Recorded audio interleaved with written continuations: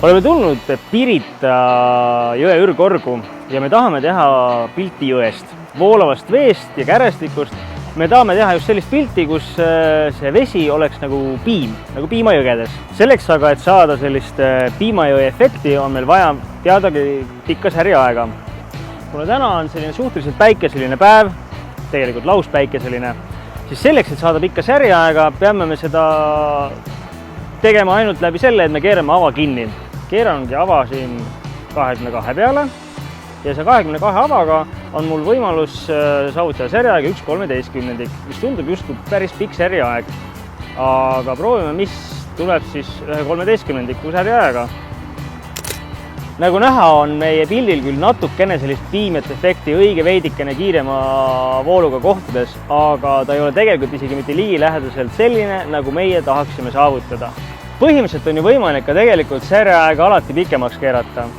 Ehk siis, kui ma praegu paneksin sellise säriaja, nagu ma umbes keskmiselt tahaksin, ehk siis näiteks sekund, siis mis juhtub, on see, et pilt on täiesti ülesäris ja muidugi piim on piim, aga tegelikult ega meil jõge ka pildi peal tegelikult enam ei ole.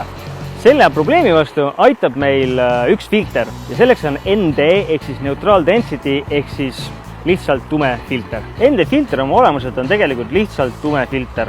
Ehk siis nagu näete, ta lihtsalt peab valgust kinni. Ta ei muuda värve, ta ei anna mitte mingit muud efekti pildile, kui lihtsalt teeb pildi tumedamaks.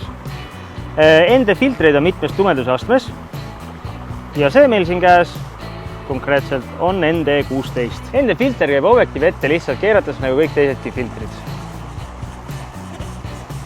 Ja ega temaga muud tegema ei peagi. Ta on nagu põhimõtteliselt nagu objektiivi päikseprill, laseb vähem valgust objektiivist sisse. Kui ma ennem tegin pildi säriaega 1 sekund, siis see pilt oli täiesti üle põlenud, ehk siis üle säris.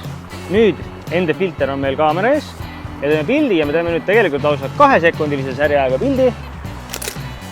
Ja tulemus on täpselt selline, nagu me tahtsime. Avame 422, säriaeg 2 sekundit, päike paistab ja meil on ilus ikka voolav vesi pildi peal.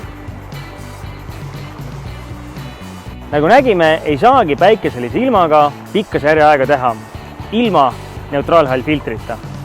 Ja sellepärast ongi neutraalhall filter ühe maastikufotograafi fotokoti elementaarne, vajalik ja asendamatu lisavarustus.